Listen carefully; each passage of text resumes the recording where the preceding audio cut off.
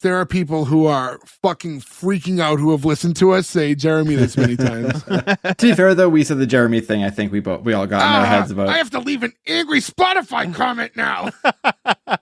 You fucking idiots.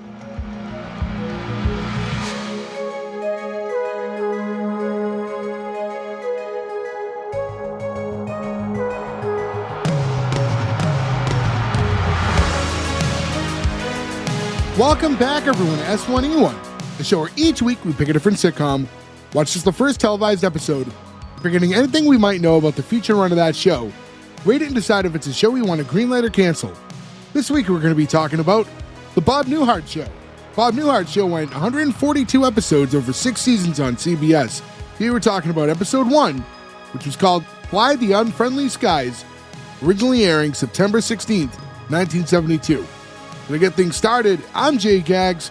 With me, as always, the boys, Joe, Ferg, Nick, and Gordo. What's going on, guys? Hey. I think you're artistic and witty, and the other one. Thank you. So, the Bob Newhart Show, right off the bat, Gordo, your pick. Yep. Are you just thinking about shows you remember that exist at this point? Kind of, yeah. Yeah.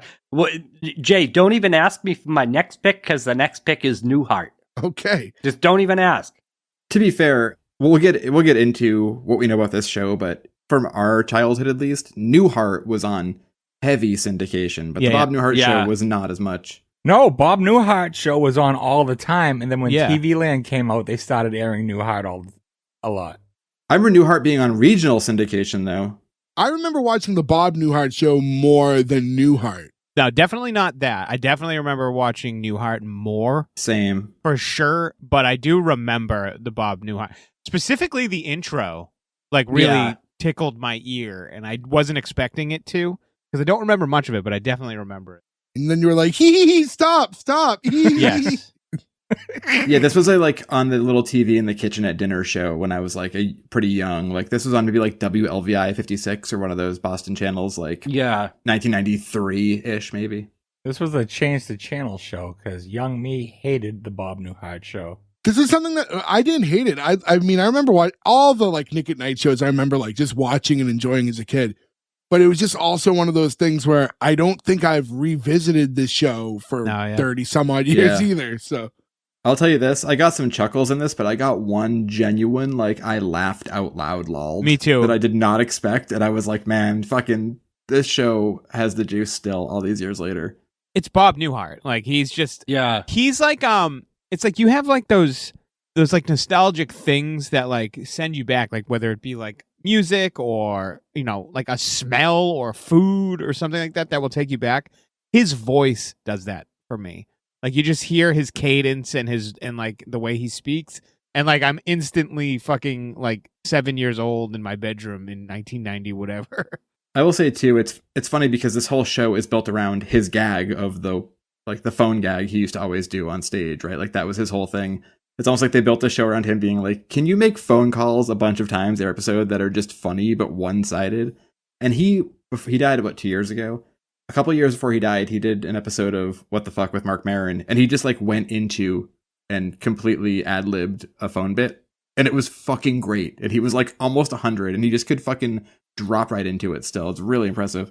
So I brought this show up to my mom. She's also a big old sitcom fan, and she said that she never saw the finale for this show, but heard that it was on the level of the original Roseanne finale as far as like a big swerve, and that it was like it was talked about a lot at the time. And I don't remember hearing anything about that. I was wondering if you guys did. So that was, I believe, Newhart. No. It was this show, the Bob Newhart. Unless maybe I thought Gordo might have been right. I thought like maybe Newhart. Wait, doesn't he wake up in Newhart and he's with the wife? Yes. I was just confused because Gordo's never right. He wakes up in the Bob Newhart Show. Yeah. Again, that's the swerve. Is that we do have a call in response at this point to just go no Gordo and then instantly correct. What was the one where they were in a snow globe? Was that St. Elsewhere? What? That was Krampus. Also Krampus. St. Elsewhere, the like show it was a big show in the 80s. I know what St. Elsewhere is, but yeah, what's his name? It's Larry Drake who played the villain in Darkman. He was like you end up finding out that like the end of the episode, He was Durant. Yeah, Durant. He was in it, and it was like they were in a snow globe, like in his mind. I think he was maybe like mentally challenged, and like that's how it all played out. But like this like big drama TV show, and everyone at the end was like, it was all in this guy's head. Like it was such a weird like swerve. It's like JR waking up in Dallas. Like they don't really do that anymore. Ed Begley Jr. was in that, right? I think so. Yeah, that and Spinal Tap. What an 80s. And I want to bring up real quick too.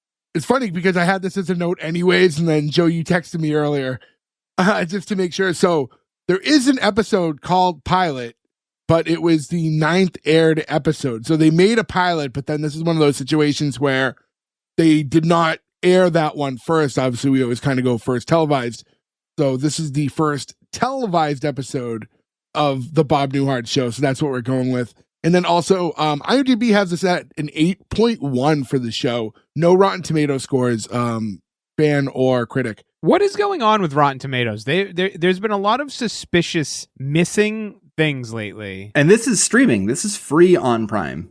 People aren't paying their Rotten Tomato dues. I wonder if they went through and like purged a bunch of bullshit, and that's why there's not a lot of ratings, maybe. Because I feel like the last 4 shows we did have not had Rotten Tomato scores. Not that they're any good anyways. They're all fucking... Yeah, I don't know if it needs to have like a minimal so many reviews, because I guess in theory, right, shows like this that weren't out naturally when the internet was around for people to be reviewing these and loading their tomato meter scores. Yeah, that makes sense. But like Joe said, they're readily available. Yeah, it's not like we have a lot of shows we watch where like it's only on YouTube, or you have to fucking... the DVD's out of print and that's it, right? There's a lot of stuff that like doesn't exist to like just readily watch, but this is something that's very easy and a very classic show. Sure, but let's say a show like this, 4 actual critics rate it and 3 don't like it, and then it's like, is that like a fair representation of the actual score because it's not enough data there? Like, I don't know, and I honestly don't know. I mean, I don't really understand how it works, to be honest with you. I don't take a lot of stock in it just because you're like, I don't know. The same thing with critics though too. You're like, it stinks. Yeah, a lot of movies I love, critics hate, and a lot of movies I hate, critics love. Like it's people, it's subjective. Only Jay Sherman, and we're gonna have the critic coming back. So when the critic does come back next year, we're gonna have to finally cover the critic. Is that official though, or is that just it's in talks? I think it's pretty much solidified as of this week. Oh, that's cool. If it does happen, I know John Lovett spends a lot of time with Andrew Dice Clay, so I really hope that he's part of it. Well, you're gonna have to amend your no cartoon rule so we can cover the original and the new. We'll review the tapes if that happens. Can we go to Easter Island on a vacation and watch it from there? That would be like a double. With Marty's friend. Yeah. His head's the giant thing. So funny. So because this show is a 25-minute episode versus the average 22, I think we should get right into it. Although not a lot happens even with those extra few minutes. Pretty long intro too. That intro though, I've only ever been to Chicago at the airport. Chicago looks beautiful in the 1970s. Those bridges across, I weirdly was just thinking of the scene where they do the parade in Fugitive. It's like a very much that area of Chicago. Well, it's funny. This came up at work a couple days ago. One thing about Chicago, and we'll talk about the intro in a minute, but Chicago is gigantic. So, like, you could shoot Chicago however you want, depending on what part of Chicago you're shooting, because it is fucking huge. Yeah, there's a part of Chicago that looks like every other city. You know what I mean? Like, you just got to go there. I was at the top of the Sears Tower. It's not the Sears Tower anymore. What is it now? Oh yeah, they changed the name. Last year, maybe the year before. But it like, how sad is that every time you drive by a Sears is a giant, sad, dead building, and the Sears Tower is called something else. Yeah. No, now it's just a trampoline park. Like that's all half of those are. The one up here still has that like sad facade where it was connected to the mall, but it's not anymore. And the letter, like the shadow of the letters is still there from the sign being taken down. It breaks my heart. To get right into it, we start with an opening scene, and Joe, you just talked about him like doing a lot of phone work, right? Like, so we start with some exterior shots of the building where he works, and then we see the office door for him. It says office of Robert Hartley, PhD, and then he's a psychologist. Cut inside, and there he is, Bob sitting there on the phone with the patient, and he's just doing like the one-way phone call. We don't hear or see anything from the other side of the call, and it's him basically talking to a patient of his that she is intentionally obese because she has a fear of having a beautiful body, and him going back and forth with her and him talking about how she's trying to control that. Which ends with the gag of, I can't hear you with your mouth full. And we do get another one of these later, and it's like, it's tough to, the gag is to hear him do it is what gives it the credibility. So there's no way for me to properly explain something like that. You'd have to hear it, but he for all the times you watch other shows, like his ability to do like a good one-way conversation on the phone is pretty masterful. Yeah, he's one of a kind for sure. Yeah. It's just that like ability to be so funny but be a straight man at the same time, and like know you're doing gold, and like know what works to be the reaction of the other people and never fucking lose it. That's the thing. And someone like, especially in like this episode, right? Bob Newhart has such a great ability to be a comedic actor without being intentionally funny at any moment, because he's just playing straight. To watch him later in the episode laugh is almost like, whoa, what's going on? You know what I mean? Like you're seeing almost like more personality than you expect to see from him. I would say that is the hardest way to be funny. Yeah, he's like one step away from deadpan. Yeah. And it's just, and I would even say deadpan's easier than that. Like just to be funny without appear. I can't even explain it really. You just, if you have to know Bob Newhart, like Norm Macdonald. Well, I guess actually, yeah, that's a weirdly good. Yeah, Norm is similar. Yeah.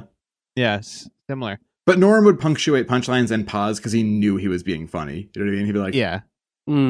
It's still legal to murder in California. You know, he knew what he was doing to do that versus like he wasn't just saying it flat. And he was definitely a darker version. Yeah. But I bet there is, like, you think of this with comics all the time, right? Like funny people are funny people no matter what. So they can be funny light, and they can be funny dark. So I'm sure like when a few drinks were flowing in 1968 with Newhart and you wanted him to go a little dark, like I'm sure like when like the Manson murders happened or something, I'm sure he had some shit he said to just his friends, like a group of comics in the back of the club having a few drinks that was fucking bananas funny that we'll never hear, you know? From that, we go, now that scene is an isolated scene, has nothing to do with the rest of the episode, just kind of an intro to Bob, I guess. It goes right to the intro. You see Bob Newhart in the Bob Newhart Show. And then we get basically a minute-long intro of him just commuting home from work. Now, it's giving you a nice, like, it's painting, like, Chicago for you, and you're seeing him, you know, leave work and get on the train and a bus.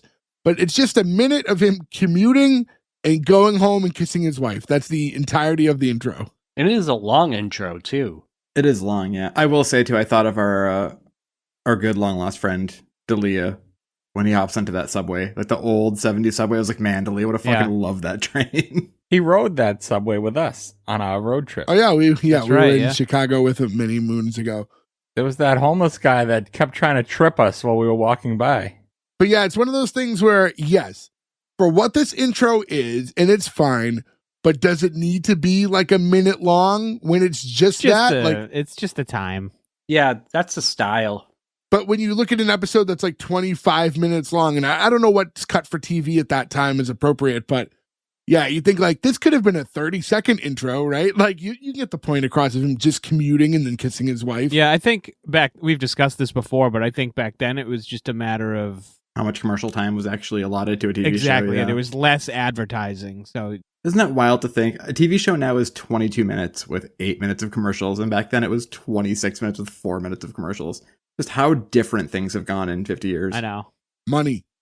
Yep.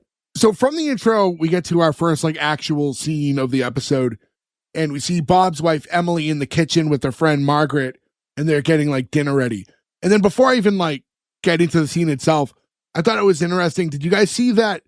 So the woman who plays his wife in the show, the whole reason she got the job was because she happened to be on an episode of The Tonight Show with Johnny Carson, and her and Bob Newhart, just by happenstance, were both guests that day and sitting next to each other on the couch. And the producers of the show thought they had a good rapport, so she got hired for the show. Yeah, it's Suzanne Pleshette. You know what weirdly I always think of when she comes up is she's like a throwaway line in That Thing You Do, when they're like at the record label and they're like, talking to the record little boss. He's the guy from The Godfather. And he's like, we saw you the other night at whatever restaurant with Suzanne Pleshette. And he's like, quiet, the wife's upstairs. I was like, for some reason, like I always think of her in that moment. She's also in Newhart. Pretty much everybody who was in this ends up either in Newhart and or Alf. There's like a weird thing where everybody who is in the Bob Newhart orbit is in Alf at some point, including Bob Newhart like a few times. It's very strange. This was one of those, like, looking at her, like, it's funny watching the show when you're 10 and then watching the show at 40. And the difference in being like, as soon as it was like, wow, what a babe. Like, I didn't, it didn't even cross my mind as a kid, obviously. But then, like, I'm looking back, I'm like, wow. Good for you, Bobby. Making that psychiatrist, not psychologist, right? No, psychologist. I always confuse these two. He's a psychologist. He didn't want to be a psychiatrist. Because basically a psychologist is just somebody who listens to you and like therapist, tries to work you through shit. And a psychologist can like prescribe you medicine and everything. He's a doctor. Right. Because I know when I got my crazy pills, I had to be referred to a different person. Yes. Like from my psychologist or whatever. But I always confuse the two. I always do. always do. And psychiatric nurse practitioners can also issue you medication. Gordo, what is your problem with only having nurse practitioners for everything? You were just talking about how you have a great nurse practitioner who you go to as your doctor and said you got a physical and they did nothing that requires a 40-year-old in a physical to actually happen. You need to go see somebody else who will actually squeeze your balls and like, make sure you're doing okay. Yeah, it's actually really important. Now that we're 40, they have to check all this stuff. I'll touch your balls, Gordo. Don't worry. All right. Yeah, Ferg, good. Why don't you touch my balls? Ferg's also 40, so this works. My balls are fine. They don't need to be touched. All right, next time we're all together, we all in a circle, one hand. And have to touch Gordo's balls? Well, I figured we all touch each other's, and if he feels a lump, well, no. It's going to take all of us to touch Jay's. All right, guys, we're having our first S1E1 meet and greet if anyone wants to see us do an elephant walk down Times Square. So, anyways, blowing right past that. Would it be better to be first or last? First. I mean, you either got somebody touching you or you touching somebody. All right, which would you rather? Or you're in the middle. Human centipede rules. You want to be the head of the centipede. I guess, yeah, the first. But I don't know. That's a loss either way, in my opinion. We talked about how Human Centipede happened. No. And then sequels happened. And then the creator was like, guys, we actually had to do a bunch of sequels just to make the setup work for the fourth one, because that's the one I really wanted to write. Look at that guy. The person got those movies made. 4 of them. It's fucking crazy. It was right place at the right time. Torture porn was really popular back then for horror movies. Right post, like Hostel. Yeah, Saw, Hostel, all that shit. Hate that era. Well, anyways, back to the Bob Newhart Show. So, the two women are in the kitchen, and we have Emily who's like getting dinner ready. She's like, all right, add 4 eggs and some breadcrumbs.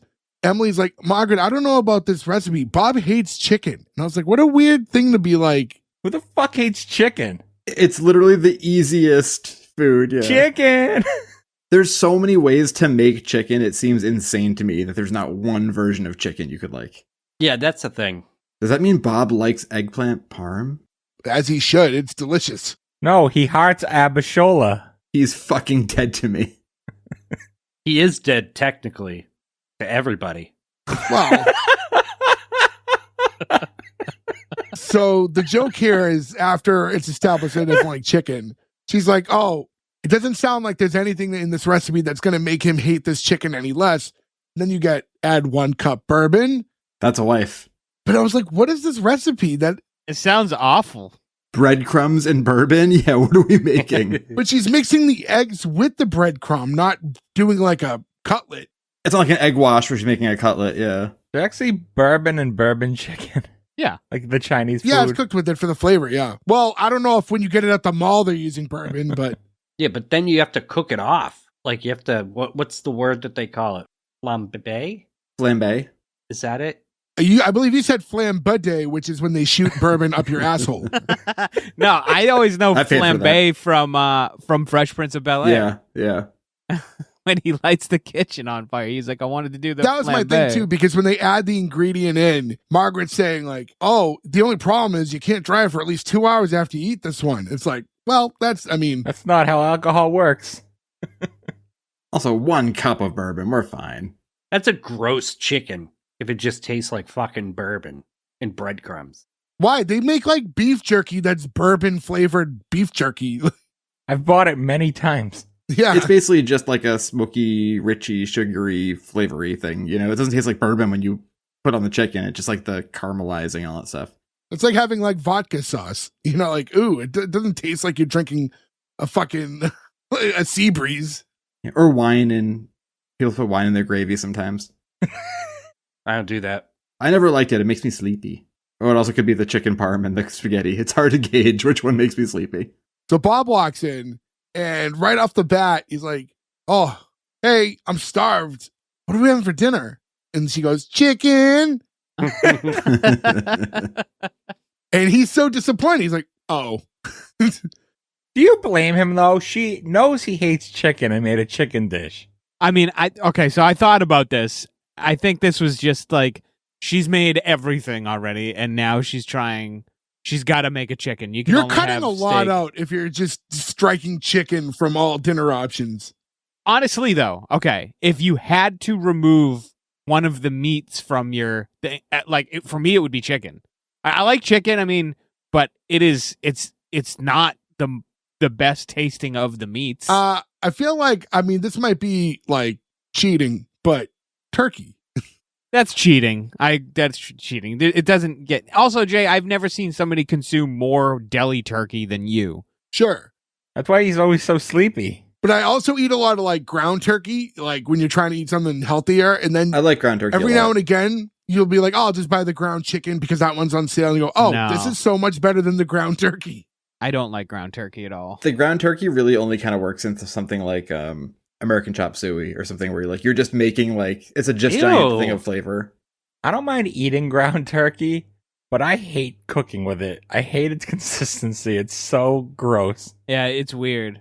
I use it in our meatballs, and I think it's good in the meatballs because it makes them a little... This kid and his fucking meatballs.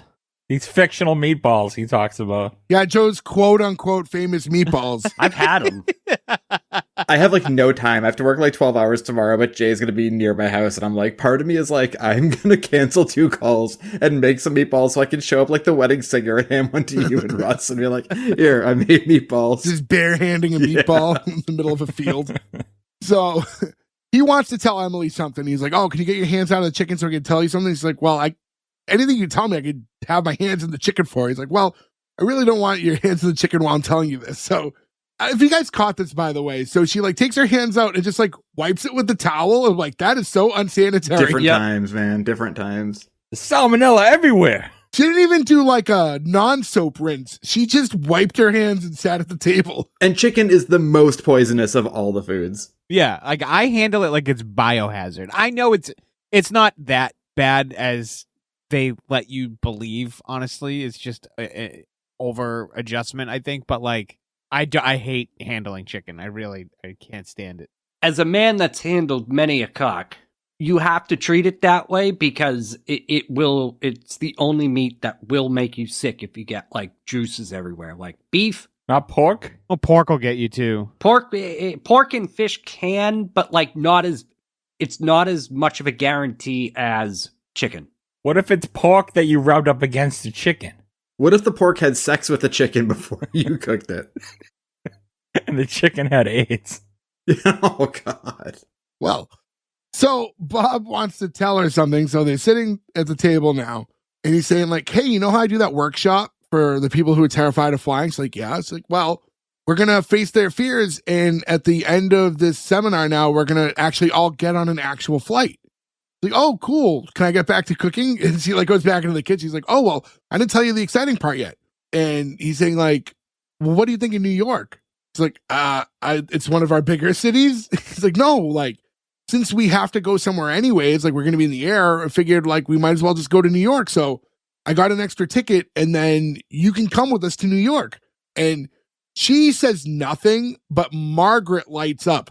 So now all the reaction that he was expecting to get from his wife, he's getting from Margaret as she's excitingly talking about all the great restaurants and shopping on Fifth Avenue and everything. And the Philharmonics is supposed to be playing. And She leaves to go like figure out what restaurant recommendation to give to them, and I'm sorry, I can't, the Philharmonic Orchestra being called the Philharmonics is maybe my favorite thing you've ever said. And now my next band is definitely called the Philharmonics.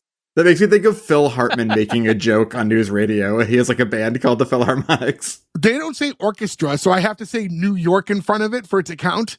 Well, Philharmonic, it's never pluralized.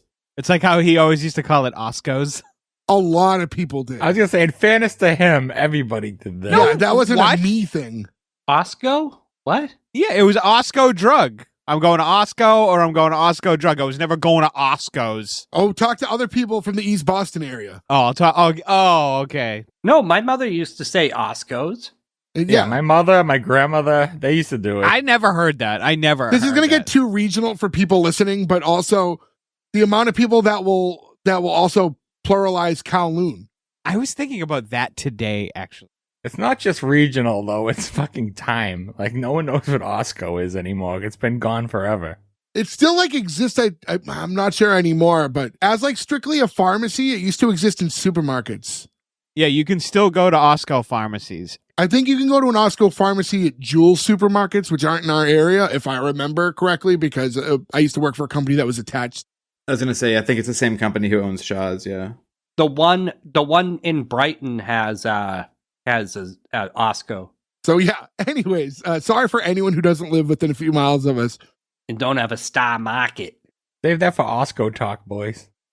Or Osco. To be fair, if we could do a podcast that was, instead of sitcoms, we just talked about regional stores that have closed and just talk about like Caldor, Bradley's, Building 19, Osco, I would be all in on that. Patreon. Yeah, and then after episode 6, when we run out of shit to talk about. Oh, we never at Spags. We could keep going for fucking ever. There's so much stuff. Child World. Jordan Marsh. Sears, previously mentioned. Bob's asking his wife, like, hey, is like there any reason that you're not as excited as Margaret about this? She's like, well, there's something I never told you. You know all those people that are going to New York with you that are afraid to fly? Yeah? Well, I'm one of them. You're afraid of flying? Honey, that's just stupid. This popped me like legit when he did that, because I wasn't expecting that to be his reply to finding out that she was afraid of flying. Yeah. I mean, how did you not know? It's, well, if she never told him, but it's one of the, I just thought like for a man of his position to reply to like someone expressing their fears with it being stupid is like telling you, like, it's almost like saying his job, how sincere he is in his position, if that's how he truly feels when he hears things like this. Oh, you don't think psychiatrists and psychologists are judging you when you leave? Sure. Oh, I always think of that. I'm like, every time you get off of a call with your like therapist or whatever, you know they're going to the break room to get coffee and be like, this fucking psycho. They're like clearly just, yeah, exactly. It's a perfect example. I was just called cuckoo. It's like fucking idiots. You know that happens because it's work, right? Like you just talk about customers and bullshit you have to deal with. Like that's just, everybody does that. But they know all your deepest, darkest secrets. They know that you're afraid of everything. Gordo, to go back to what you were saying too, traveling wasn't like people didn't prioritize travel, I think, as much as like our generation does. Not that they didn't go on trips and stuff, but I think it was more affordable. But like obviously now in this conversation, as he's reflecting, he's like, oh, is that why when I asked where you wanted to go on our honeymoon, and he recommended like Hawaii, Acapulco, she said that they should go to Gary, Indiana. Which is very close to Chicago.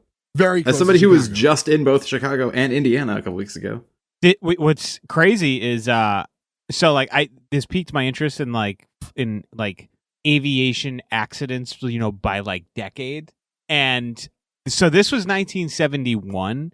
1972 was the deadliest year to fly in aviation history. There was 3,500 deaths. Oh, this is 72. Oh, I thought this was 71. So yeah, okay. So then So the year this happened, interesting. The year enough. this happened was the worst possible year you could fly in aviation history. Funny that. This is also less than a year from DB Cooper, which I'm surprised they didn't make a joke about, right? Because like, you'd think one of like the neurotic patients would be like making a joke about jumping out of the plane with a bunch of money or something. Like it was so present in the media. Now, how many of you are afraid to fly? I think just me. I hate flying. I mean, I do it. I don't love flying, but I'll do it. I'm not so afraid that I won't fly. But. Yeah, I dread it, but I'll fly. Yeah. Like if I Yeah, like I'm for the the same sake way. of I hate it. I don't like heights. I don't do roller coasters, things like that. Like I don't like heights like that. Once I'm in, I'm fine. There's just like a whole issue of just that being out of control situation. Like I don't like it. The thought of anything bad happening like is so beyond your wildest dreams of terrifying ways to go. Like I don't know. Everything about it bothers me, and I've been having to do it alone a lot lately, which is, I think if you're with a friend or with somebody like your partner or whatever, like you can kind of have the like, we're in this together, we can talk, you can like calm yourself down. Having to fly alone, I really do not like even more, because you're just like, I don't want to turn to this person and see this weirdo and be the last person I talk to if this thing starts plummeting to the fucking earth. See, I don't know if you feel different now that you've been on like more work trips as of late, but I know for myself, when I'm in more of a steady flow of having to get into flights, whether it be for vacations or otherwise, and it's like not too far removed from my last flight, it's easier for me. Like it's like that. For sure. Like Yeah. it's so much easier. If I go an extended amount of time without flying, like that fear rebuilds in my head again, like because I don't remember how easy it is to do. Like it just kind of it drifts away and the fear takes over again. You know what weirdly starts to bother me more lately is, especially layovers, the trapped feeling. Yeah. Like you're in this giant fucking building, and like sometimes you're just like, I would love to just, and maybe it's like the remnants of being a smoker in a previous part of your life, where you're like, I just want to go outside for 5 fucking minutes, and I can't because I've got 2 hours in this airport, and if I spend 40 minutes getting out of there, then the process to get back in and take all the shit out of your bag again, like it's not worth it. So then you're just like, what do you do? And my worst impulse is Smokers Lounge. So I just go to whatever bar I can find. I don't think there are smokers lounges in airports in the US anymore. Some still do, yeah. But you know what, too? And like we can make a whole fucking episode on just like diagnosing fears and like flying specifically. But like another thing too, I find is as I'm getting older and I'm becoming more paranoid about health things, there's stuff like, oh, if you're just sitting for too long and not moving, you can get blood clots. And it's like, well, what do you do on a long flight? How are you supposed to move around? You die. I saw someone, they had some kind of medical incident on a plane, and that was like, oh shit. That's not fun, because thankfully there was a nurse on board. I've seen and heard stuff that I wouldn't even want to talk about. Yeah, please do not bring up anything you hear. Any inside baseball I do not want to know. Tell us a story. No, it's not even about like the aircrafts themselves, like the flights are safe. It's just the things that have happened. But to not talk about this for too long and to go forward, as they're talking about this whole situation, their neighbor Howard walks in. Howard happens to be a pilot, and he's in uniform when he walks in. He's actually not a pilot. He's a navigator. He's a navigator, because I think they were getting phased out at this point, but like before GPS, and I looked this up too, before GPS and stuff like that, you had to have a guy who was basically exceptional at math, which is funny because this guy seems like a dummy, but that they would plot your course and watch the airspeeds and calculate the drift and shit like that, and so they didn't actually know how to fly the plane. They just sat behind the pilots and told them where to go. So would they sit where the first officer sits now?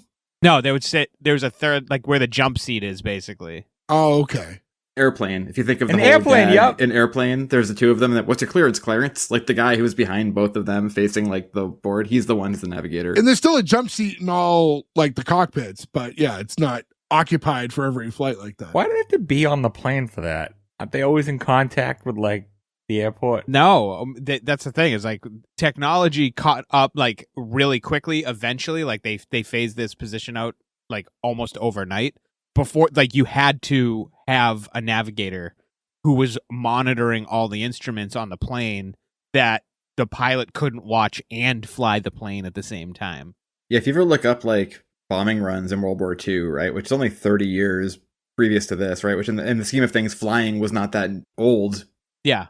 In 1945, right, where like the amount of like guesswork and math involved in being like, we're trying to get to this place to drop a bomb on something specific, the amount of work it took for real humans to be like, I think we're over the building now, is like crazy. And that's why we are called the Pilot Podcast.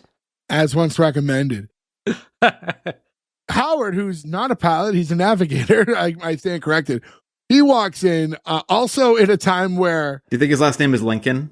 Sure. That was a Lincoln Navigator joke. That was the worst joke I've ever made. I'm sorry. I was like, I didn't know that. All right. Okay. Boo that man. That was pretty bad. Yeah. I'm mad at myself. This is a time, at least in television, I don't know if in real life, but it's very normal to just walk into someone's fucking house without knocking. Sitcom world. I had one of these apartments. I've definitely had this apartment before. It wasn't as much a Seinfeld as this, but like I've had open door apartments where like... Yeah, so did I, but like that's when I was like young and lived in like my party house, not like he lives with his wife. You know what I mean? It's not the same situation. Banging on the counter and he walks in. Hey! So he walks in and he's asking if they have a drink. And Bob's like, oh, perfect timing. I was just talking to Emily about flying. He's like, please, I don't want to talk about flying. I just got back from a trip from Los Angeles. It was the hairiest flight I ever had. So now she's getting nervous. And he's like, well, that was just like one time, right? Like, no, it happens every time we fly over the mountains.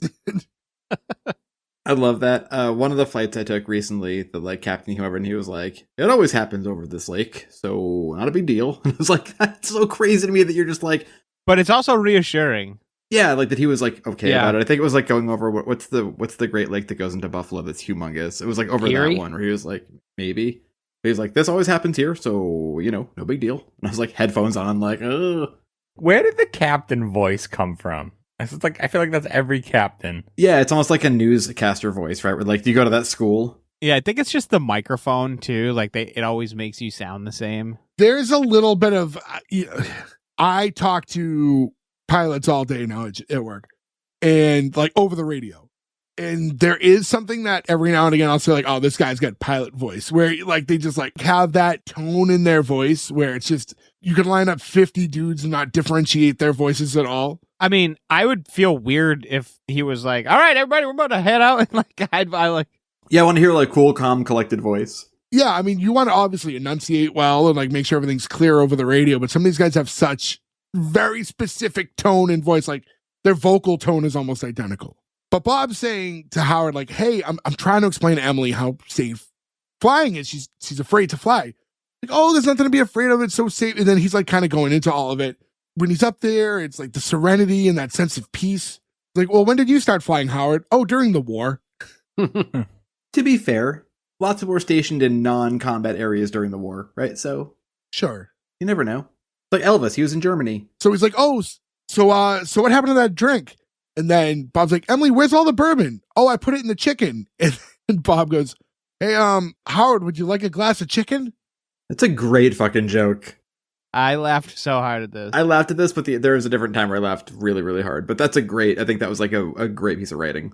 And it's the delivery too. Like it maybe doesn't sound like a funny joke, but to hear Bob Newhart deliver it, it was. I feel like there's definitely some like weird bar that has a drink that tastes almost like chicken gravy. They call like the chicken. Ugh. Ew. Ew.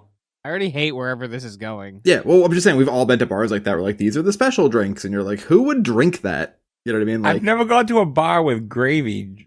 well, it's not actual gravy. It's just, you know, people are like, we took all these different things and these liqueurs, and it tastes like a chicken dinner. It's like a Wonka drink, right? Where like you chew it and it tastes like blueberry pie. Ew. I see like those Instagram reels sometimes where a guy will be like, what? So if I mix this, and this, it tastes like a Dr. Pepper? Just drink a Dr. Pepper. Yeah, that's what I think of half the time. It's like, I don't need Dr. Pepper to get me drunk. You just have a Dr. Pepper. Right, yeah, like I could have a beer and then have a Dr. Pepper and enjoy it. Sure. Emily had stepped out to grab Howard's mail. That's actually why he had shown up. And when she comes back, she's like, you know, I was thinking I was being a little edgy about the whole flying thing. I feel a lot better. Bob's like, oh, that's great. Like what happened? He's like, oh, well, I felt a lot better the second I realized there's no way you're going to get me on a plane. And I really wanted to point out, there's a couple times in the episode where she does this where I just think it's like legit attributed to phenomenal acting, where when she like talks about it, like when you have like a fear like that, when you get to a point of almost being psychotic because of a fear, like changes your personality, like, you know, you're like, someone's going to like, you're afraid of spiders, they're going to put a spider up to you, and you like fucking, you're like, you got your fists up like you're going to like fucking punch a guy. She goes into almost this like psychosis when she's like, you can't make me do it. Like one of those types of things. And she like will laugh it off And I really attributed that to just really great acting on her part. I will say it seems wild to me too because it's so different now, but like I feel like I'd be less afraid of flying in 1972 because whenever you see people flying in a movie or like a documentary, then it's just like a haze of smoke and fucking bourbon and everyone's just like, we're having a party, there's no rules. You're like, I don't know, that seems way more fun than flying now. It's just a fucking humongous pain in the ass. You're crammed in with a bunch of people. I feel like now it's easier because thanks to technology, if you're on a 7-hour flight, you sit there and you have a movie, you could play on your phone, fucking play Candy Crush or whatever, like things to pass the time. If the Fly-Fi works. Yeah, before though, you're either just reading a book or just sitting there, just looking forward for 7 hours. Like, No, back then, didn't they do a movie, but it was like one screen for they everyone? would have like a movie that like on the screen, yeah. I still read a book on a plane because I find that's like a thing you can distract yourself enough with because you're like staring at a book and you can't change it, whereas like a phone, I feel like you can get distracted by anything.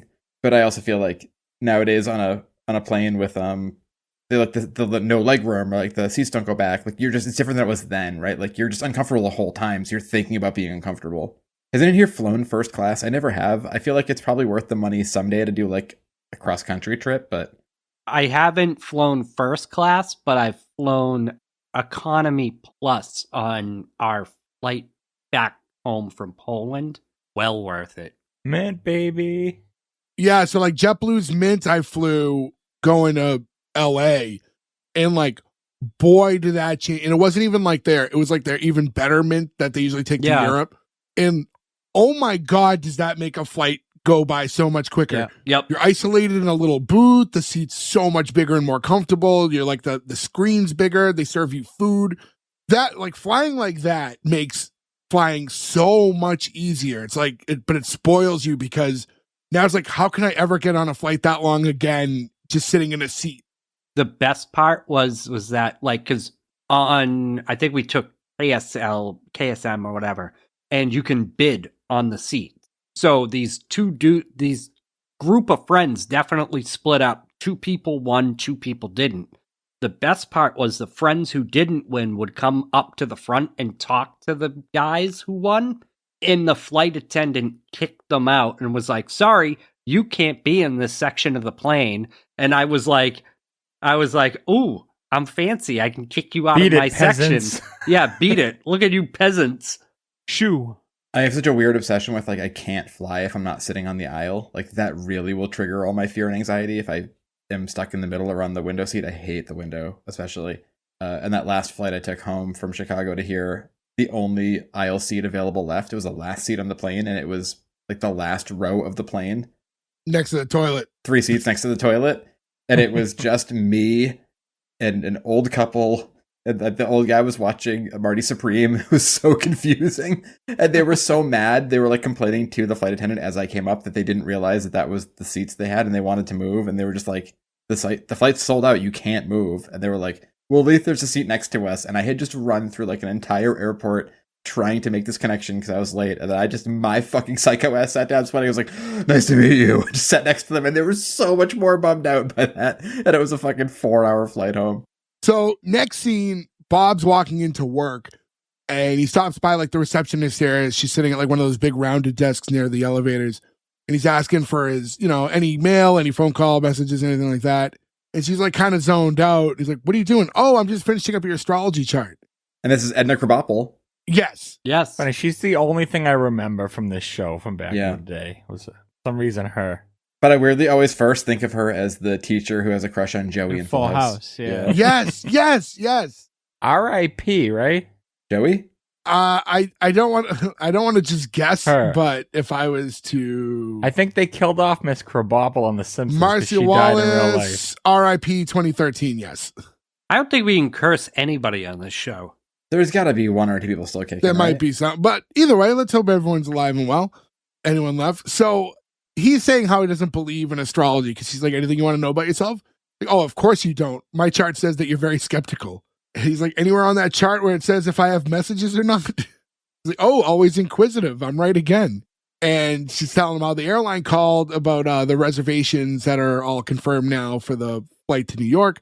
And he's like, okay, great. Emily canceled those, so I have to unconfirm the confirmation. So if you can get me the airline on the phone.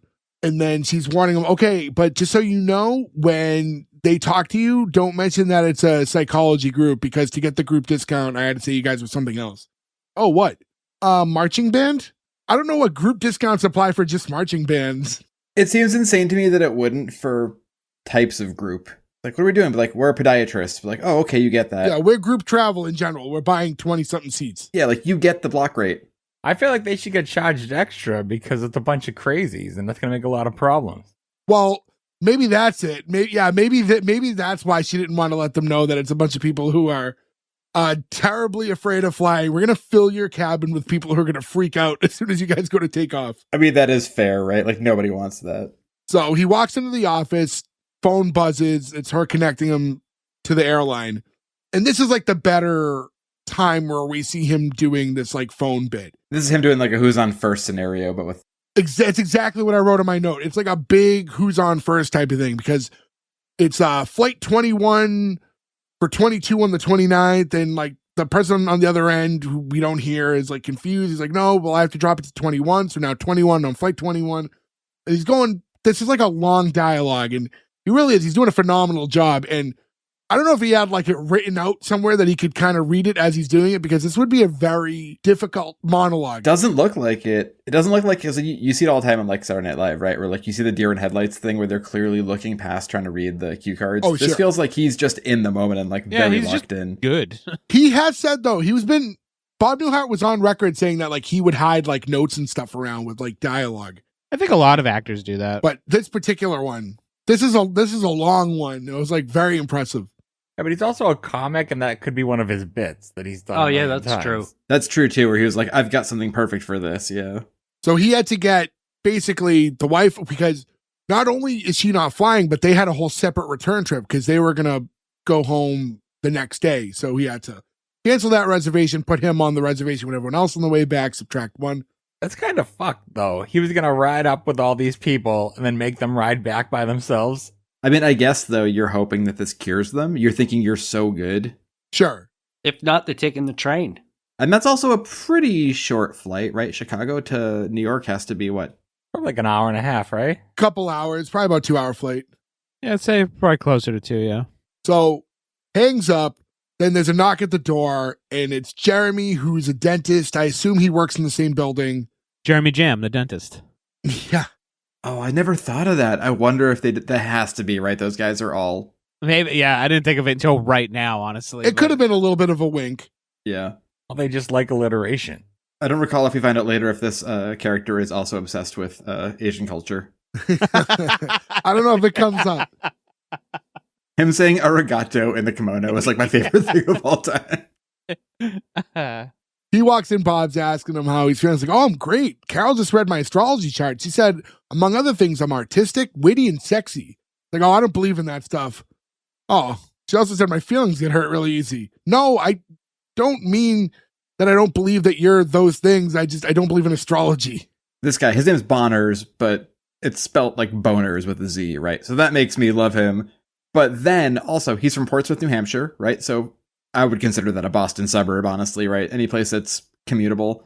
But also, he did a lot of directing. Do you know he directed? Police Academy 6, City Under Siege. One of the funniest movies of all time, where a guy drops his ice cream cone, says, oh crapola, and flips a car over. A moment Crapola. from Comedy Central that will live in my brain the rest of my life. So you, sir, are a hero, and I salute you.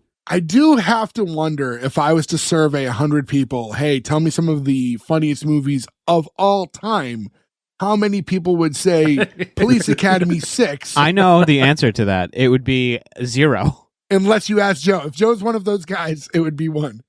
You know Joe only speaks in hyperbole, though. He does. Everything's the greatest of all time. Or the worst. Or Joe will say, this is something I say all the time. It's like, you can't possibly speak in this many movie quotes. No, to be fair, ask my wife, that is accurate. I basically speak in quotes constantly. It is probably a mental condition that my psychiatrist made fun of me for constantly when she went on coffee breaks. The psychiatrist who said, I think you're okay now, who clearly just didn't want to talk to me anymore. Was like, I give up.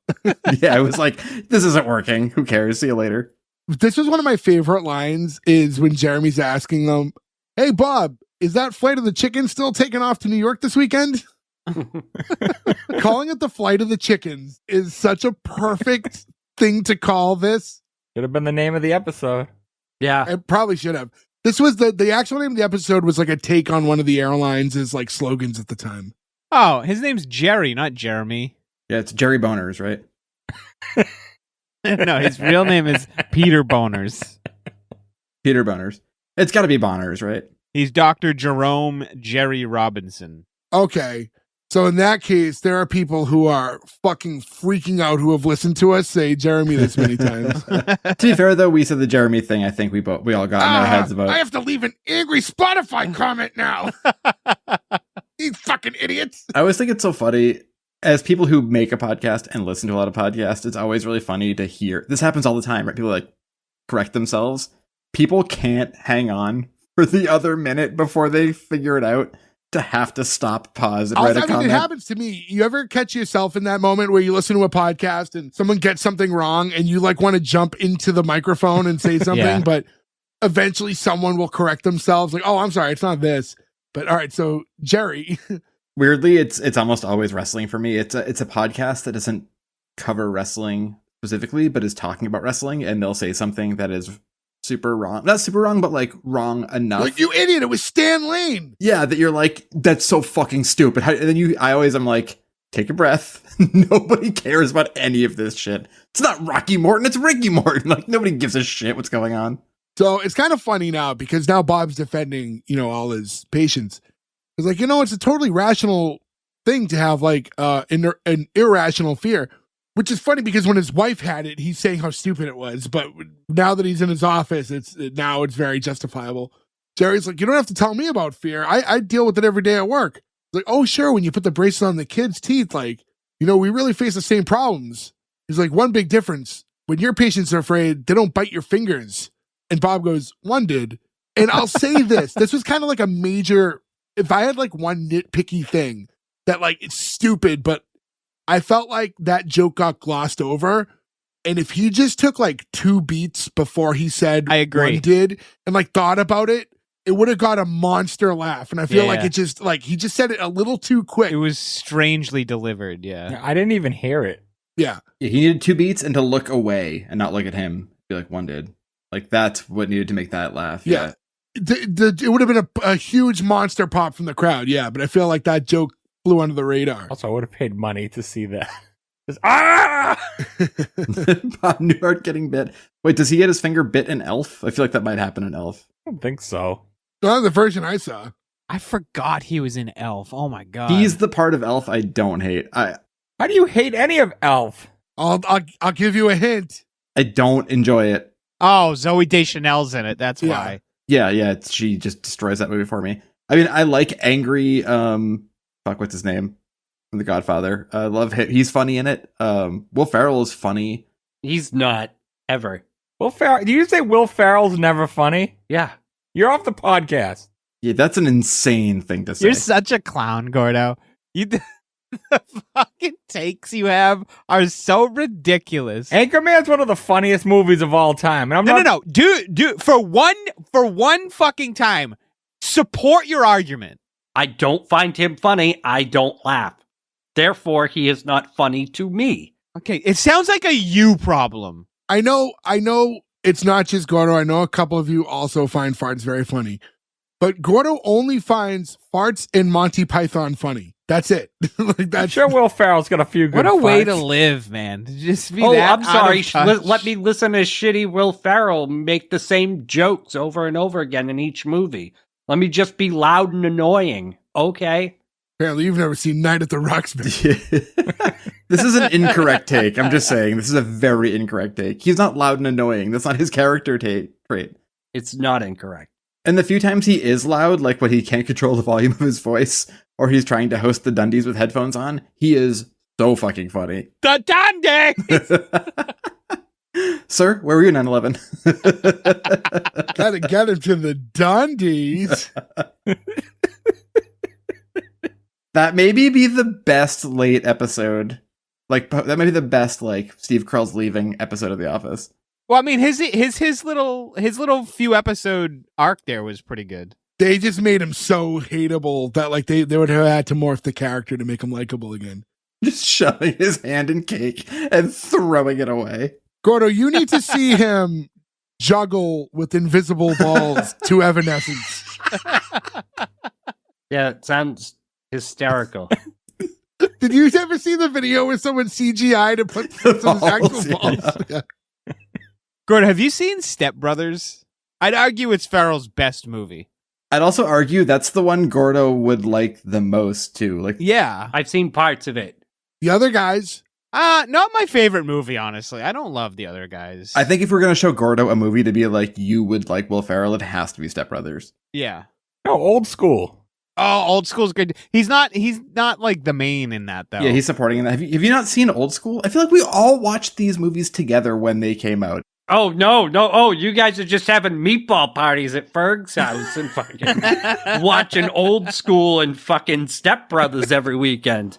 Also, I love just text-only t-shirts. Next t-shirt for the podcast, meatball parties at Ferg's house. I will wear that t-shirt every fucking day. that is Joe speaking in hyperbole.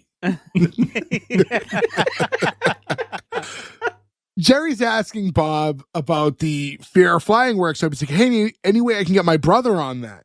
Like, oh, your brother is afraid of flying? He's like, no, he's afraid of New York. He's a salesman. He gets mugged from time to time. Valid fear.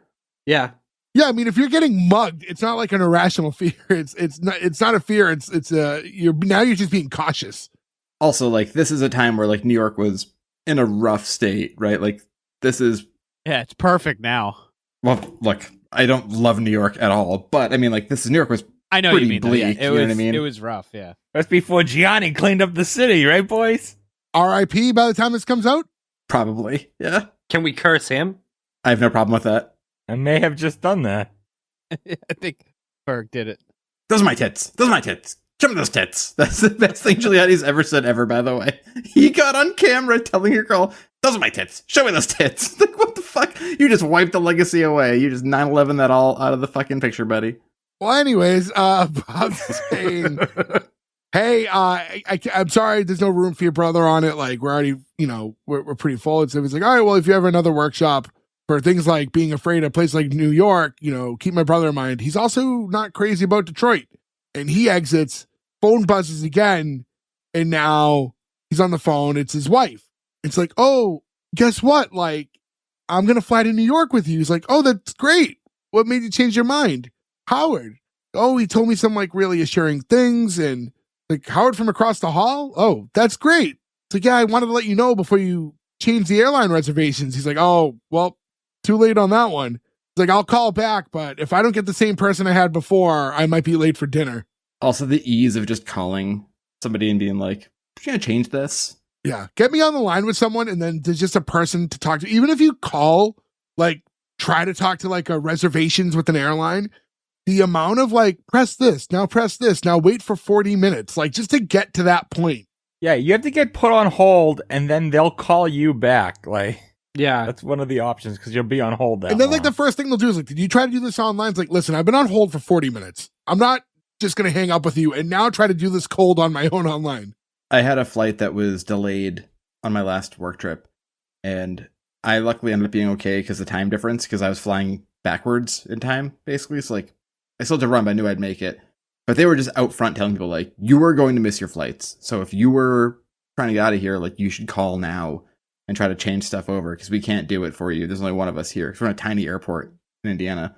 And everybody around me on the phone being like, person, real person. It's like, this is fucking crazy that this is where we're at. It's 2026.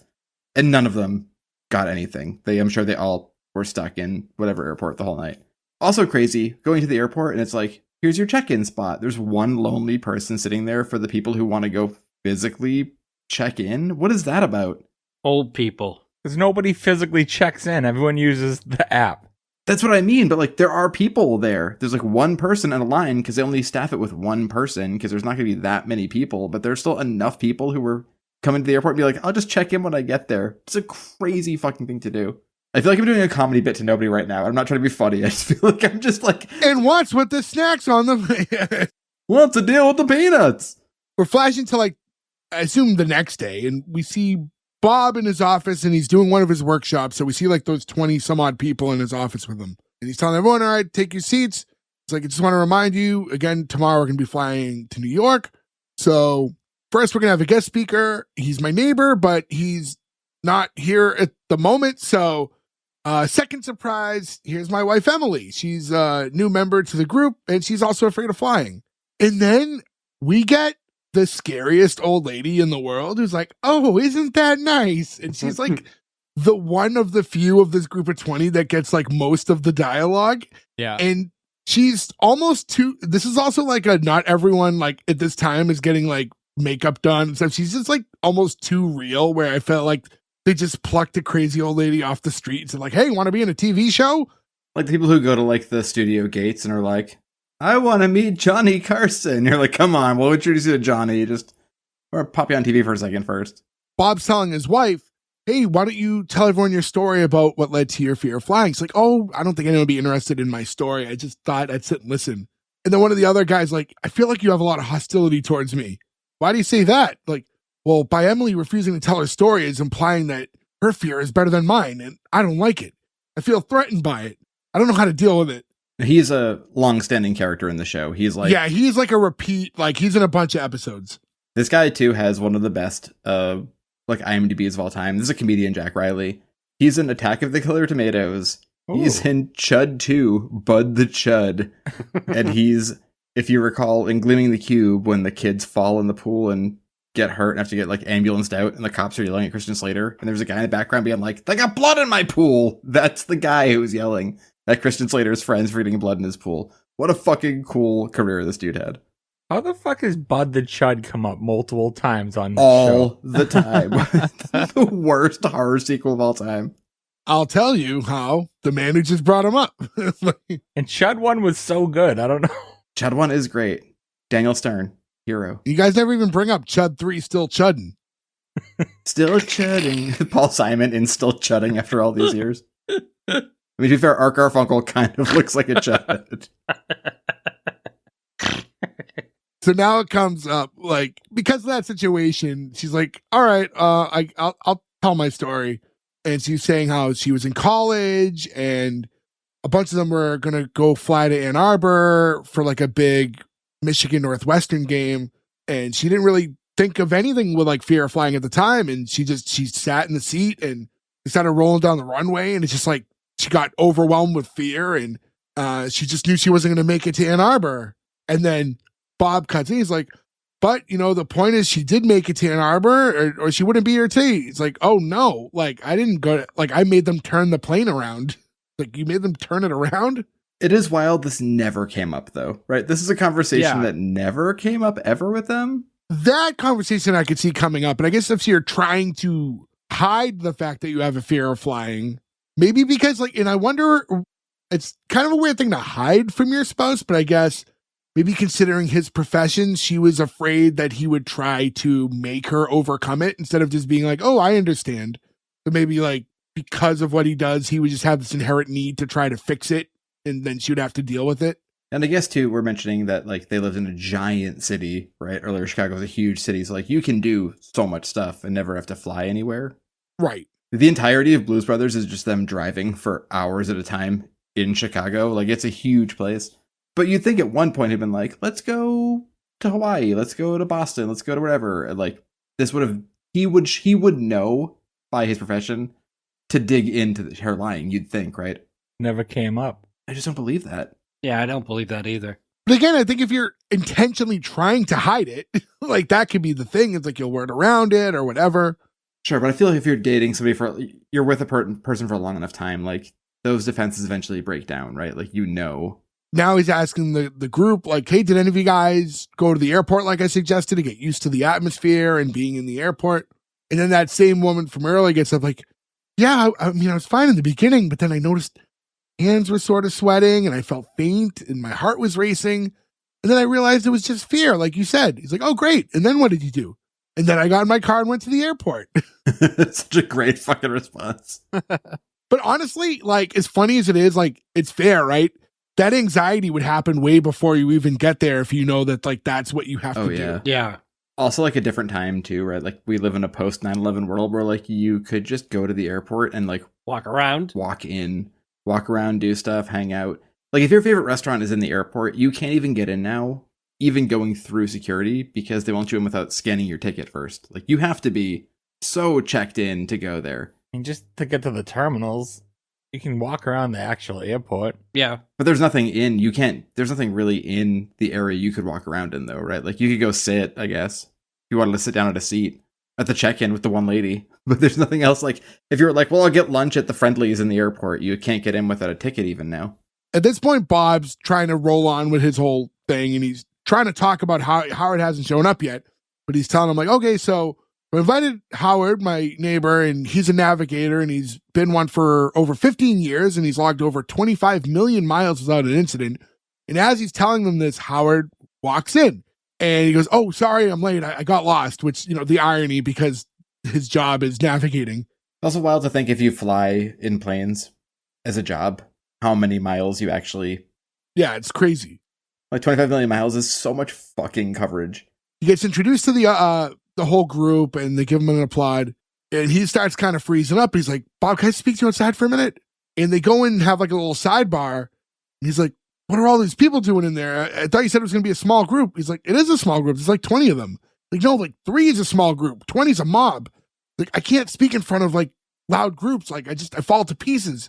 At that point, like that same woman, because she's wondering why they're stepping out to talk.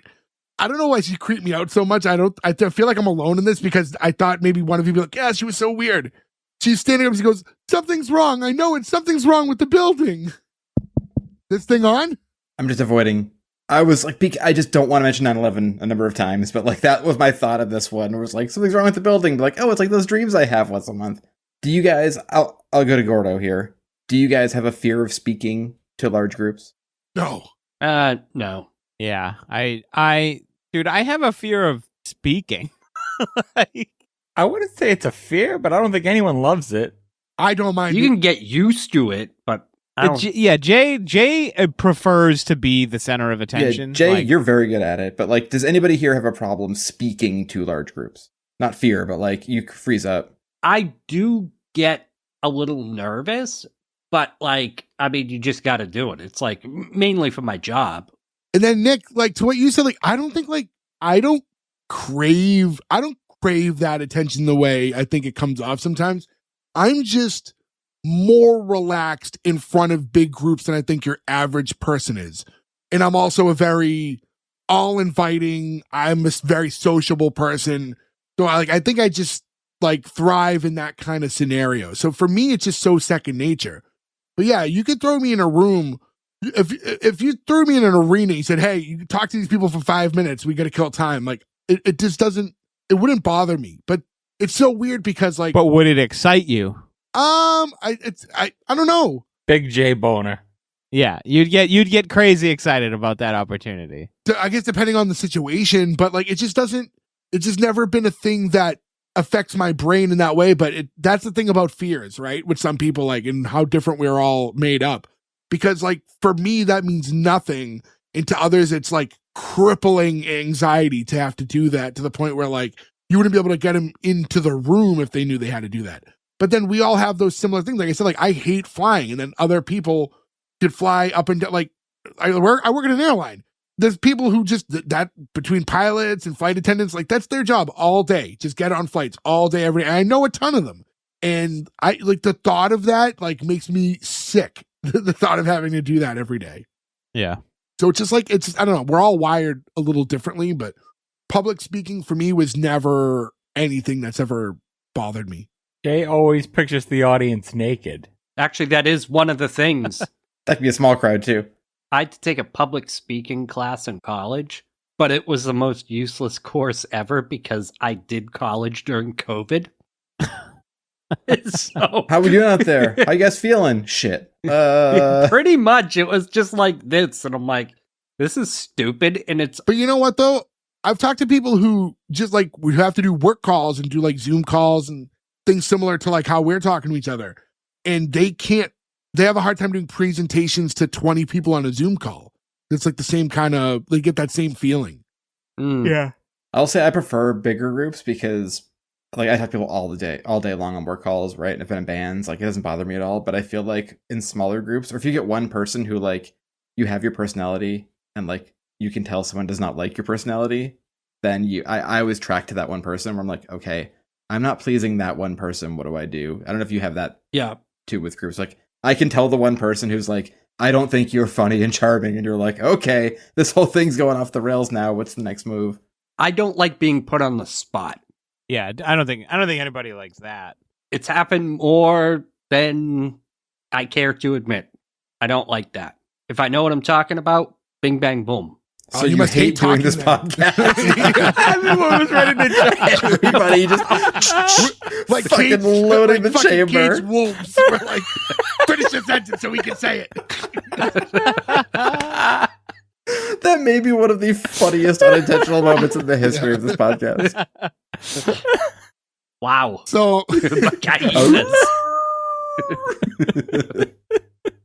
Bob gets Howard back into the room and he's like, all right, let's start with some questions. And then one of the guys like, hey, I have one. I read in the magazine that pilots say suffer from this ailment caused by flying too many hours at too fast of speeds. It's called jet lag, and it dulls the senses and slows the reflexes. Like, what do you have to say about that? Howard was like zoned out because he's still like not cool being in the group. So he was like looking at the guy, but he wasn't paying attention. And his silence in reply, I thought was maybe the funniest part of the entire episode, was him like looking like he might pass out and like maybe a little sick as he's just looking at this guy deadpan, not responding to what he just was asked.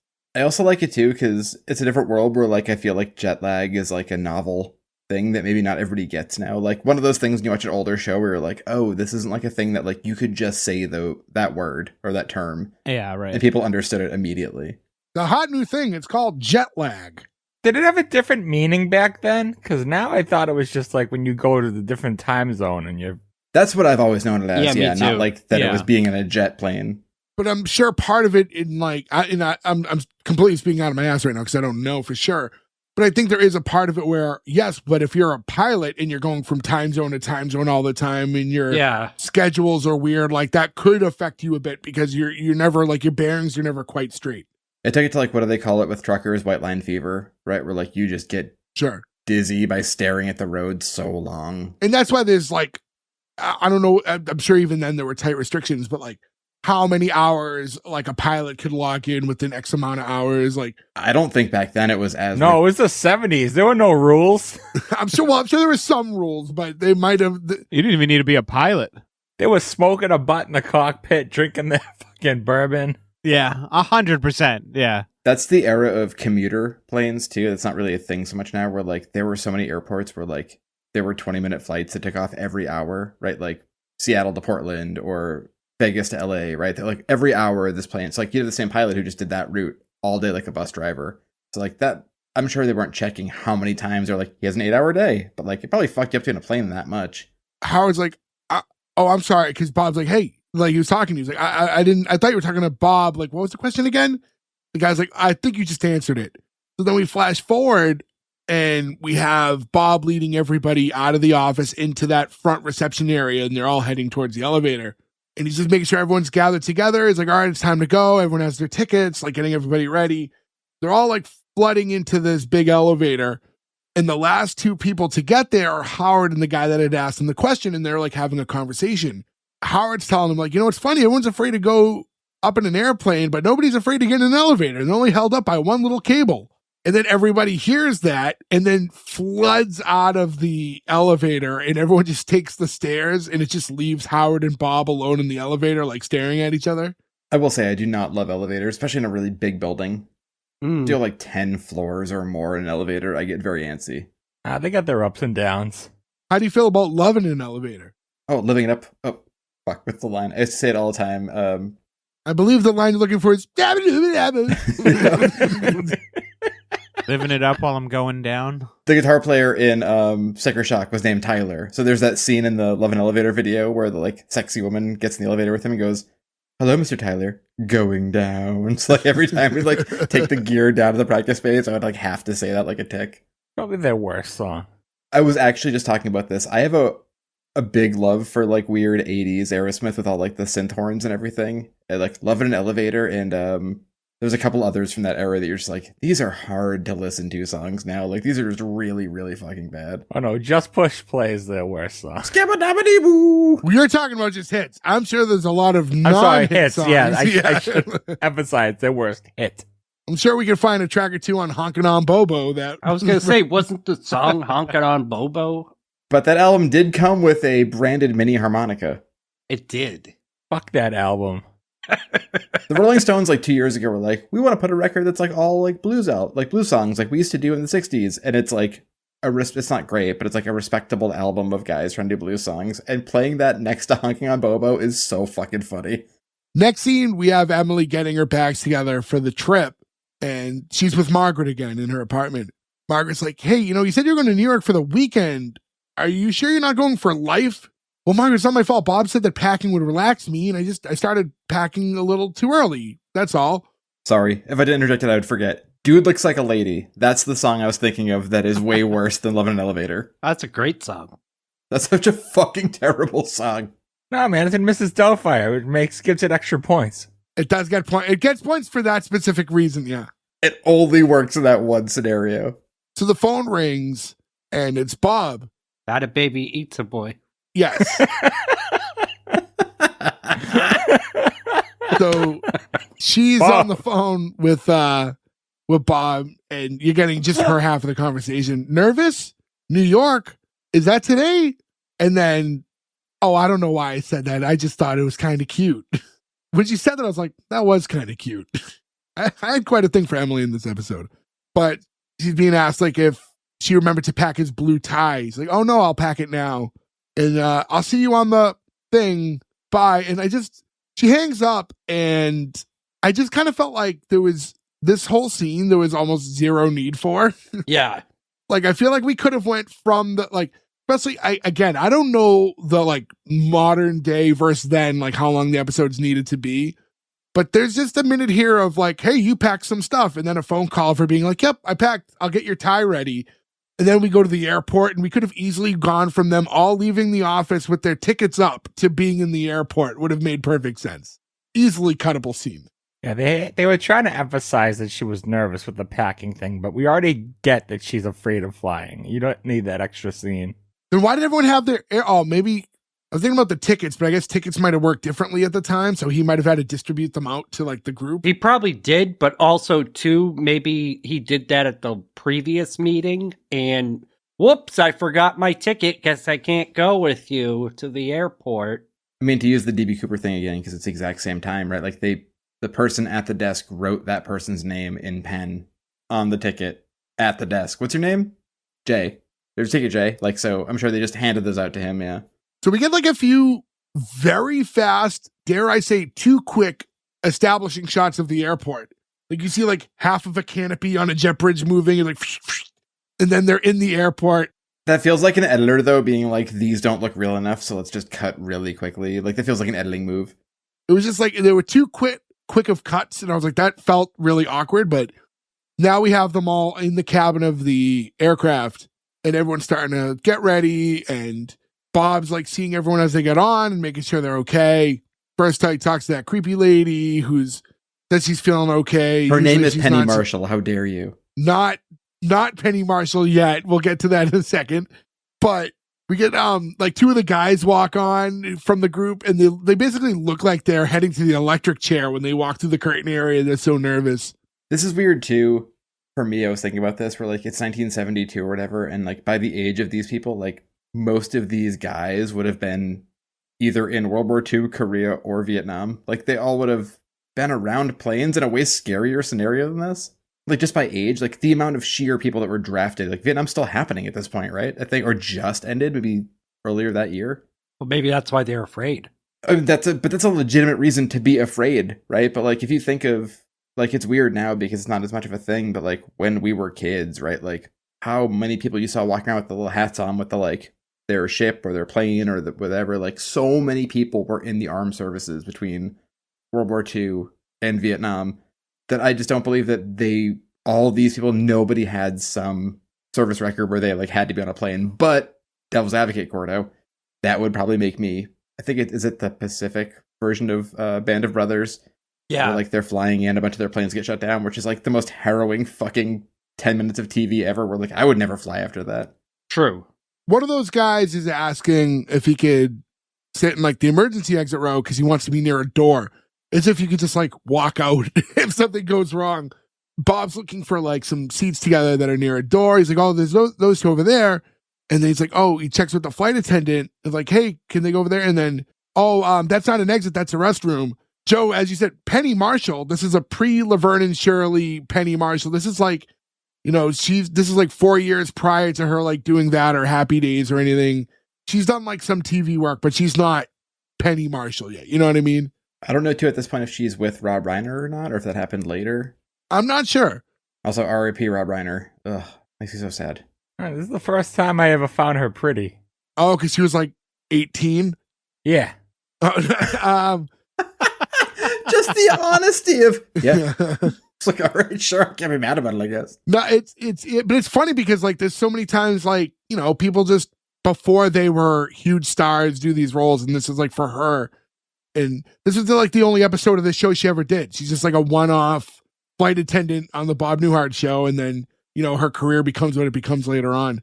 It is fun though, I'm sure, like, we've seen so many episodes of this show when we were kids that like so many people we didn't know then must just pop into this, Greg, I always thought you thought she was most attractive later in life when she looked more like Bruce Valanche. That would be Joe, who loves the older ladies. Yeah, but don't find Bruce Valanche attractive or funny, but I do love his glasses. Although, Jay, if you let your hair grow out and kind of like pushed it out and got wackier glasses, I can see a Bruce Valanche vibe. Did look like Bruce Valanche with the long when he hair. grew his hair out. Yeah. That's not when I had long hair. That was at a different time. And I don't think I looked like him at all. I just think I was fat and have blonde hair. I mean, if we get you some like Sally Jesse Raphael colored glasses, which are all the rage right now, I think we can push your hair out and you can get some. This could be like that kid who did the fucking screen test for the Sam Kinison movie. We were like, who didn't say yes to this movie? This kid channels it. You could do the Bruce Valanche biopic. Oh, a boy can dream. So It's just Jay on Hollywood Squares. The weird like 1999 version of Hollywood Squares nobody gave a shit about. douche Valanche. Emily's the next to step on board now, and she's talking to Bob. He's asking how she feels. Like, all right, so far. And they go and they sit, and he's like, relax. It's just like sitting in the big armchair in our living room. They buckle up. Engine turns on. Everyone's getting nervous. He gets up. He's probably, he gets up. He's trying to address everybody on the aircraft. Like, hey, guys, it's the start of the engine starting up. Don't let that disturb you. We discussed this in the office many times. The only time you should worry is when you don't hear the engine. That would make me panic more. That would not work. Yeah, you shouldn't make everyone think of the engine dying. Yeah. Yeah. Well, maybe that's part of their fear. The first time I ever flew, my doctor literally, when I went to, was like, I need Xanax to get to fly or whatever. He was like, I'm going to sit you down and tell you every single noise a plane makes, which I thought was very sweet of him. He must have been bored that day, but he gave me like a 25-minute conversation. It's like, and that noise will be the flaps changing. And I was like, this feels like you're giving me too much right now. This also feels really weird. Like, it's Was nice your doctor the guy from Police Academy? When I walked in, I was like, I need to talk to you. And he went, ah, crapola. To be fair, he kind of did make the noises, yeah. As he's trying to talk to everybody, flight attendant Penny Marshall's like, hey, actually, you need to sit down right now. We're about to take off. So he sits down and she does like her whole spiel, like, oh, welcome to Pathfinder Flight 21. And she's doing like where the exit rows are. She does the oxygen mask drop with the demo one, and it like falls right in front of Emily's face. So now she's like kind of, you can see like the wheels are turning in her head. Like, blew my mind at this part because she says, if they drop, put out your cigarettes. I'm like, wow, you could smoke on a plane back there. Yeah, and keep it away from the live oxygen tanks when that happens. Explode the fucking plane, yeah. Yeah. So she kind of ends it with like, and if there's anything, like, remember you have like the call buttons directly ahead, over your head. And as soon as she finishes, every single person presses the button. Bob jumps back up again. He's like, all right, I guess we could discuss our feelings now if anyone wants to do that. And again, he has to sit down and he's talking to Emily. He's like, you know what? Things are going to be fine once we get up in the air. You'll see. And she goes, no. Oh, yes, they will. No, I mean, I won't because I'm leaving. What are you talking about? Where are you going to go? Home. And then It's like, you can't go home. You're just anxious. Like, don't worry. And she hits the call button, and flight attendant Penny Marshall walks up and is like, you want something? And then Bob's trying to like stop her from saying, I need to get off the plane. So he's like, oh, some macadamia nuts? And she goes, macadamia nuts for him. And for me, I need you to turn the plane around. Made me so angry. I can't believe they did it. I've been in enough situations. If someone's like having like Jay's anxiety or a panic attack, like they'll return it to the gate and stuff. It's common. No, it's I know somebody. Yeah, but who, she said she didn't want to go. He canceled it. Then she said she's gonna go, and then when they get on, she makes him turn around. I'm like, make up your mind. What's the alternative? Take off, have someone have a full blown fucking panic attack, Yeah. and like freak out and get everyone else nervous, and then you have to like emergency land to get her off. Like so. She's hurting the other patients, being selfish. That part is true. When you know that the whole aircraft are people that are in the same situation as you, it's tough though. When you have a crippling fear, you can't think with logic in that moment, right? But yes, obviously by her coming off, you make all the other 20 people that are on this aircraft now feel a little bit more uneasy about what they're about to do. But like, you're an adult, like a married adult with a life. Like, you swallow that fear and you just eat it and you let it kill you when you're 50. Like, that's the game right there. You don't make a fucking huge scene on the plane, right? You just I think you just grin and bear it, right? Bob should have gave her a sedative. He can't prescribe drugs. He'd talk to his psychiatrist friend. That's true. Or his dentist friend to be like, hey, I was going to say, let's get some shots and knocks going on in here, yeah. She's like, my mouth is numb, but I'm still scared. My lobster craw. Fuck is a lobster craw? I'm sure he could have got something from Dr. Huxtable. You slave flying is not a bad idea. You just have a drink. They were in New York. That's why they're flying to New York. I have to visit Dr. Huxtable to get my stash. Next scene must be like the next day or two. I forget if he still was gone for a weekend. I don't know how long the group was there. But we see Emily in the apartment with Howard. I was like, hey, can I ask you a question? Yesterday when I brought in the mail and I was watering the plants, I was wondering, why am I doing this if you're still here? Did you miss the plane? Oh, I don't want to talk about it. Did you lose your ticket? Howard, I created a scene. I made a jetliner full of people turn around. Like, it's like, uh-oh, that was going to be my next guess. It's like, not to mention humiliating my husband. Along with Howard a lot. I mean, I guess they're friends. I do love the idea, though, that, like, she came home and didn't tell Howard, like, you don't have to get the mail. I'm here. Like, he just kept doing it. Luring him in. Noticed she was there and still was doing it, and they didn't talk about it at the time. He's like, this is weird. She's talking about how bad she feels about humiliating Bob. He happens to walk in right at that moment.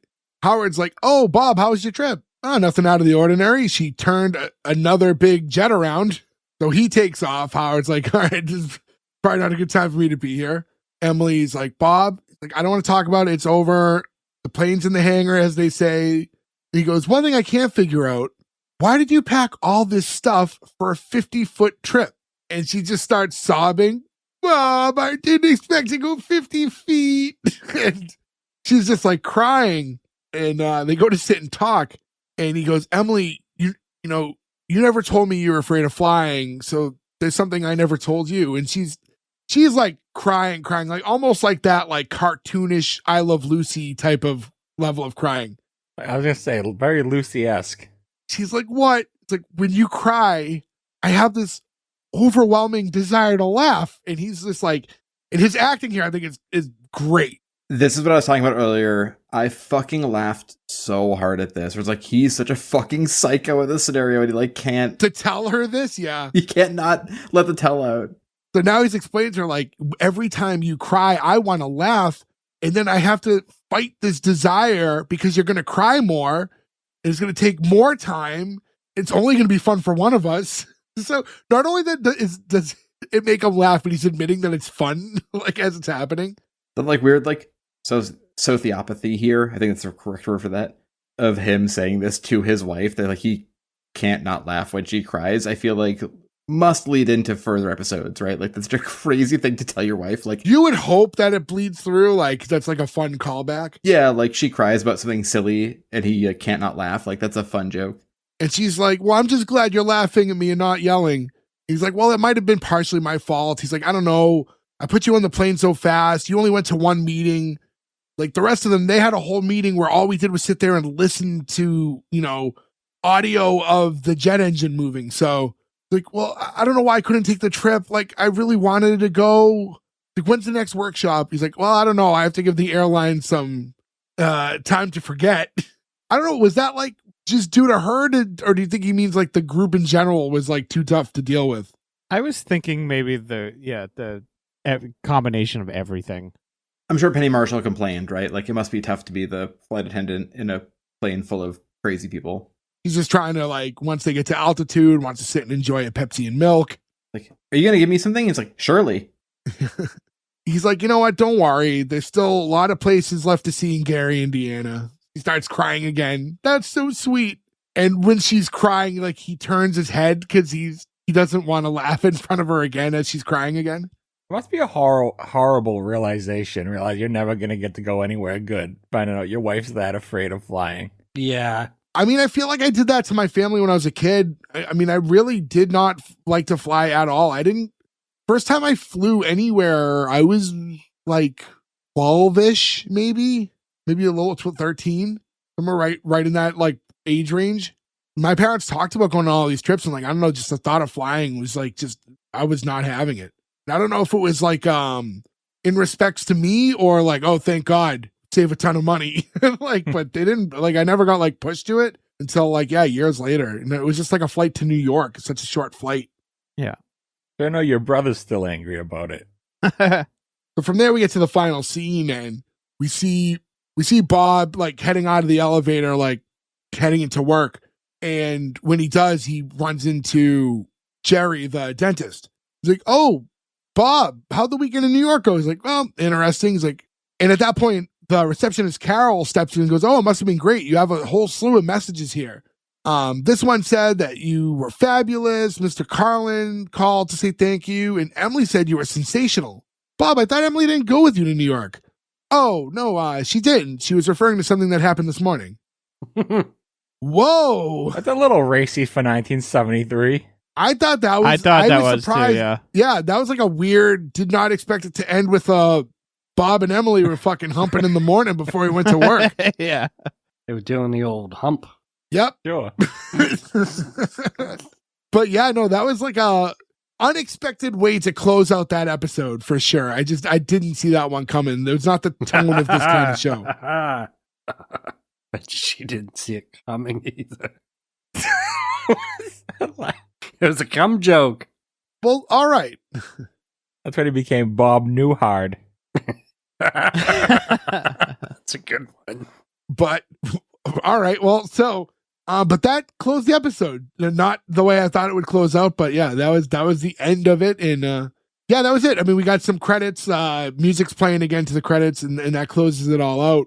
And then yeah, as far as the show goes, kind of before we kind of get into the end of it, yeah, this is just one of those like such an iconic show, but I don't know, I feel like this is one of those ones that like sadly, because of just the way television works these days, and it's, we talk about this all the time, but like this is just a show that's going to be forgotten about. Like, yeah, you can watch it on Prime right now, but the Nick at Nights, the TV lands, the old conventional way of watching television, which is dying off, just makes it so it's like shows don't go from generation to generation the same way anymore. Like The Office had like a weird second life on Netflix, but it's just, I don't know, you're just going to see shows fading off and like really just kind of staying in the pocket of the generation that first got them.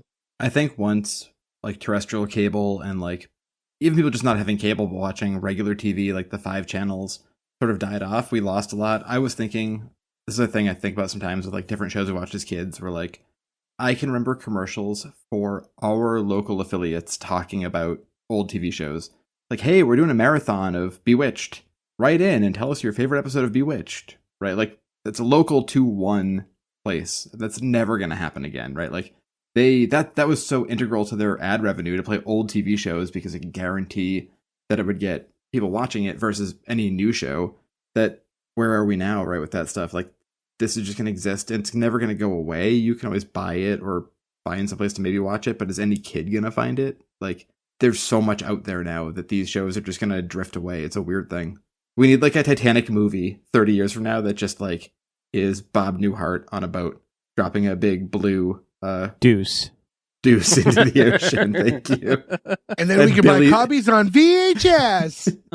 Angry Billy Zane is involved somehow. I would say land this plane. It's Leo with Leo. Let me draw you like one of your French girls. Okay, that's the next shirt. Just Bob Newhart on like a 1912 couch naked. I think we'd have to wait until we cover Bob, the one where he's a cartoonist. But anyways, Gordo, your next pick is not Newhart, it is Bob. So we can we make probably this. should do them in order, if anything. It would feel wrong not to, but Just line him up because he had a bunch of other shows. So to close out, we got to get this green light or cancel in. So I'll just go order I see you. Joe, start it off. Yeah, I really enjoyed this. I'm glad this is streaming because then I can just keep watching it.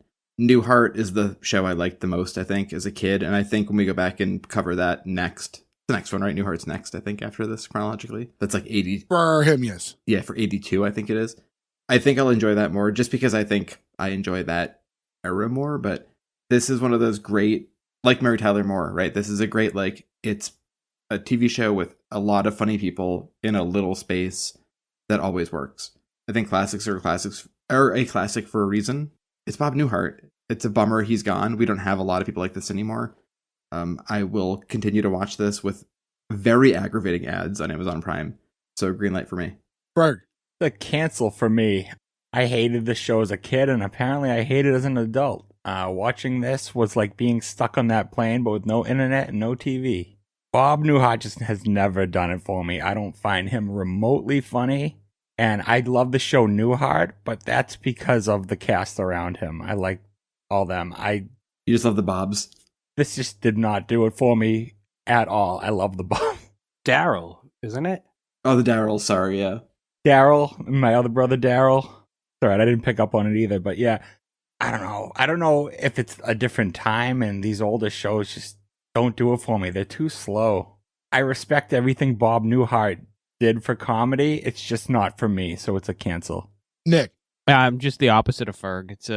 It's a green light specifically because of Bob Newhart. He's just such a unique, funny guy that he just has just one of those people who just has a way about him that's just funny. We touched on this at the beginning of the episode. It just kind of doesn't matter what they do. They're just funny and entertaining all the time.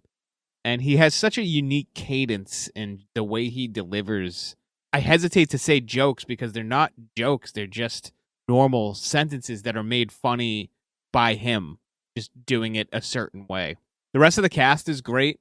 And I can see, I don't remember a lot of the show. I remember the show, but I can see plenty of funny material that they could come up with for episodes.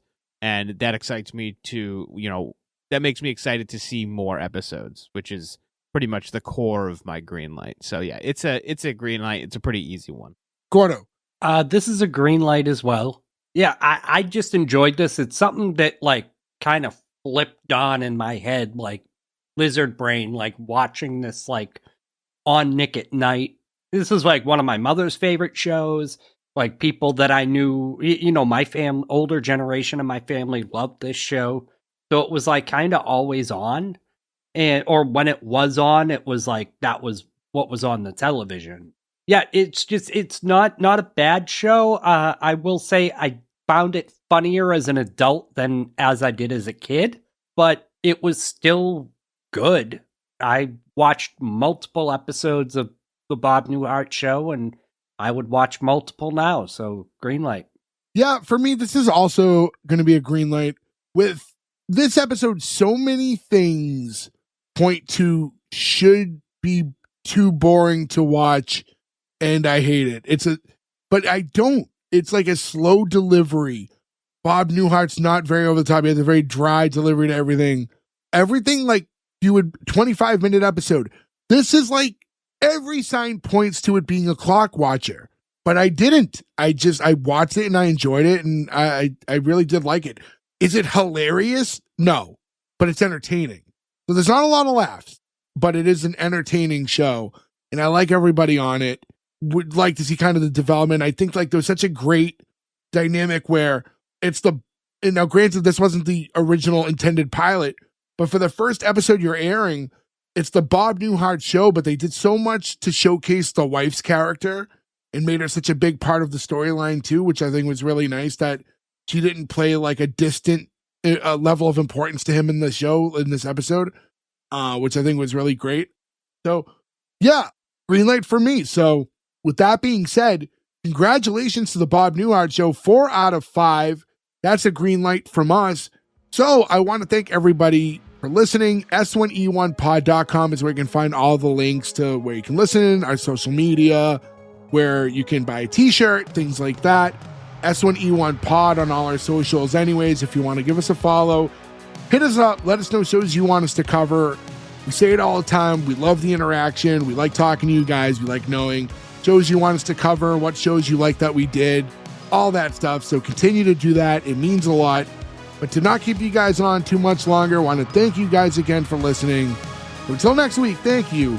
Goodbye. I think we got the best crapola.